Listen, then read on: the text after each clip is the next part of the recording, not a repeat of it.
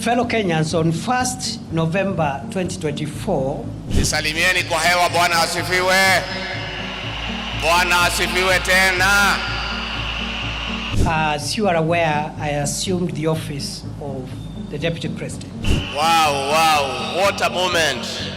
That day was and shall remain the most momentous and significant day of my life. What a day. After serving my country for a quarter of a century as a law lecturer, legal practitioner, senator, majority leader of the Senate, deputy speaker of the Senate, and most recently as the cabinet secretary for Interior, I now take over office as the third deputy president of the Republic of Kenya. An ordinary child, born by ordinary parents, brought up in an ordinary village, brought up in an ordinary way, growing up in an ordinary manner. Because there is God in heaven, He is the President of the Republic of Kenya and Commander-in-Chief of the Defense Forces. It remains astounding how a son of Kenya, born some 52 years ago in Tharaka, a remote part of the then Meru district, and in a humble homestead of a rural clergyman and his housewife's spouse, could eventually get the opportunity to serve this country in the esteemed and high office of Deputy President of the Republic. You fought a hard fight. The obstacles that have been placed before you on your path to leadership were insurmountable. My assumption to the office of Deputy President has presented me with an opportunity to reflect on our country's past, present, and future. In my reflections, during the past 1 week, I have come to the profound realization that Kenya, our homeland, is a country like no other. I want to tell the people of Kenya, President William Ruto and all of us who have worked with him, take no credit for this victory. It was not possible for us to win this election. It was through the hand of God that today an ordinary child has been sworn in as president. Its charm, the industry of its people, our fine weather, our culture, and our breathtaking topography are unmatched.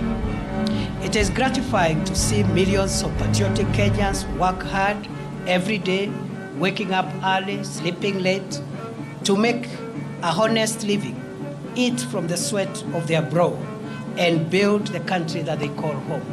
I want to thank the people of Kenya for their resilience and for their determination, for rejecting to be intimidated, for rejecting to be coerced, and for saying that the will of the people is supreme in this republic. While it is true that formidable challenges confront us today, it is also true that we always find a way to surmount obstacles and protect our country and its people from the shocks of the modern world.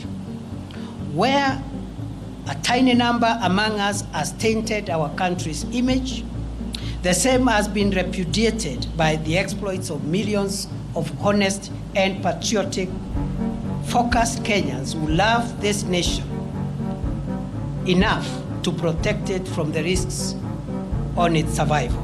Your Excellency, President William Ruto, I must tell these people the truth.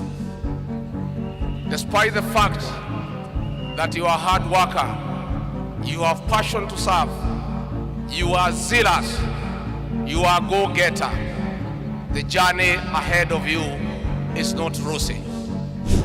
We are coming from a rough patch where we had been enthralled in a rather unfortunate conversation about distinction, difference, and division.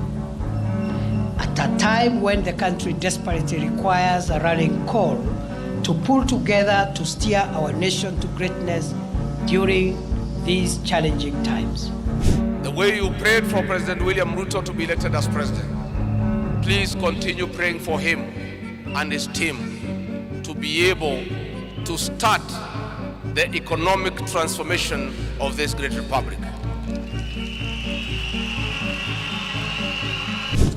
We learn from these gallant sons and daughters of Kenya that for us to defend our freedom, sovereignty, territorial integrity, and economic transformation, for us to overcome inequality, poverty, and the need in our midst, we must harness and aggregate the collective daily struggles of ordinary Kenyans for our common good. The truth of the matter is that we have inherited a dilapidated economy that is facing almost an economic shutdown. We have a 10 trillion public debt.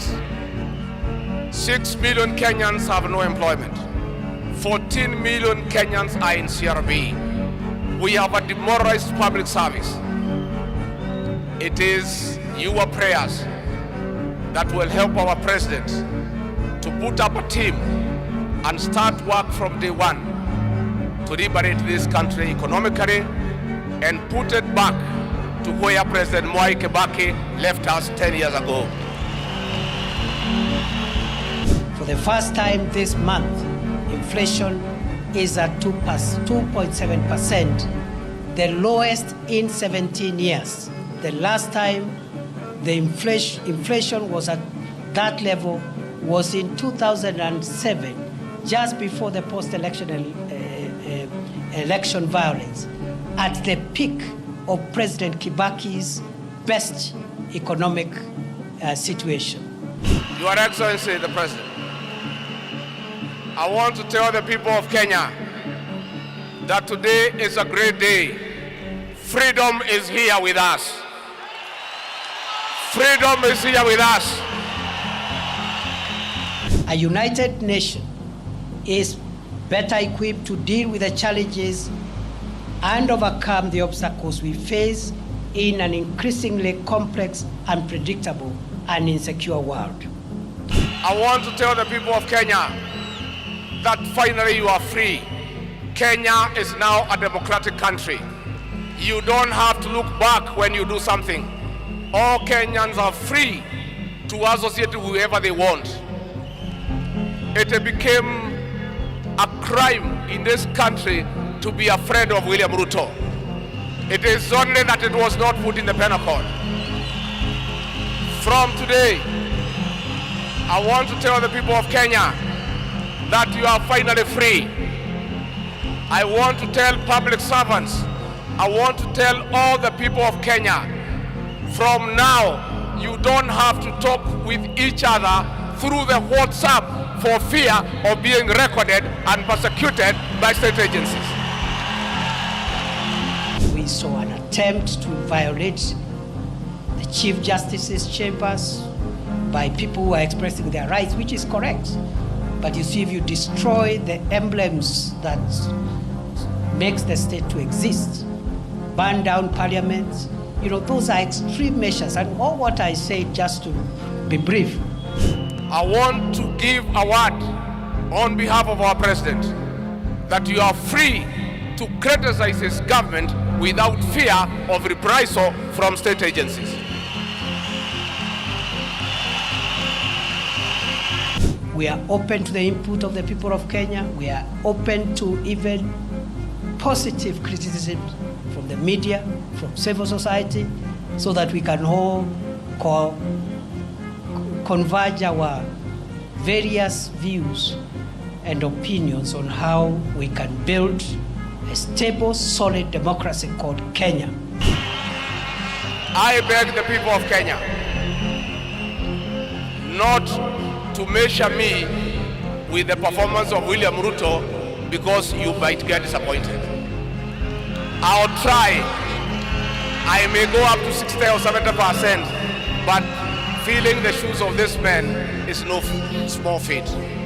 I pledge to support and assist President Ruto to canvass defend and accelerate national unity, but also to canvass, defend, and accelerate the implementation of the bottom-up economic transformation agenda on which his administration was elected 2 years ago. Let us give our new president a chance, and I beg you to be patient with him. We have come to the treasury and the coffers are empty. We have to start from scratch. We ask for people of Kenya to be patient and give us a chance to try to get things working. I am truly blessed to be a son of Kenya. May God bless and protect our dear country, our homeland, the Republic of Kenya. May we remain one nation of one people, united by our emblems, the map, the flag, and the national anthem of Kenya. Thank you and God bless you.